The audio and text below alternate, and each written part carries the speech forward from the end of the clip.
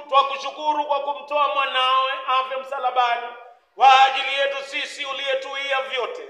Utumiminie Roho wako mfariji tunapokumbuka mwanao Yesu Kristo alivyotuamuru kupitia vipawa hivi vya uumbaji.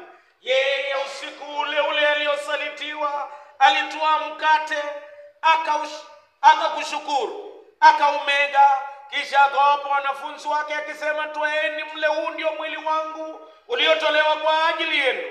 Fanyeni hivi kwa ukumbusho wangu.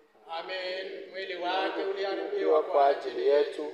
Vivyo hivyo baada ya kula akakitwaa kikombe na kisha kushukuru akawapa akisema, nyweni nyote, hii ni damu ya agano jipya imwagikaye kwa ajili yenu na kwa watu wengi kwa msamaha wa dhambi. Fanyeni hivi kila mnywapo kwa ukumbusho wangu. Kristo amekufa, Kristo amefufuka, Kristo hatakuja tena. Ndugu na dada, kwa damu ya Kristo tumekufa pamoja naye, tutafufuka pamoja naye, tutaishi pamoja naye.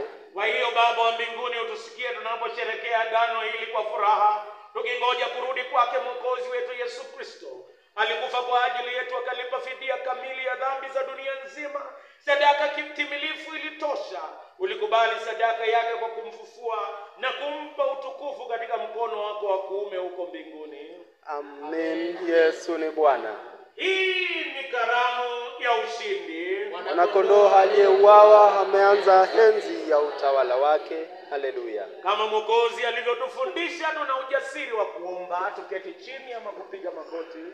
Baba yetu uliye mbinguni, jina lako litukuzwe. Ufalme wako uje, utakalo lifanyika duniani kama mbinguni. Utupe leo chakula chetu cha kila siku. Utusamehe makosa yetu kama sisi tunavyowasamehe waliotukosea.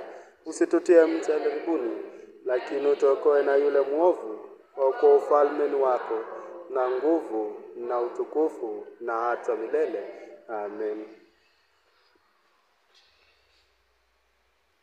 Kwa umega mkate huu tushiriki mwili wa Kristo. Japokuwa watu wengi ni mwili mmoja, kwa maana sote twashiriki mkate mmoja. Kikombe hiki cha baraka tunachokibariki ni ushirika katika damu ya Kristo.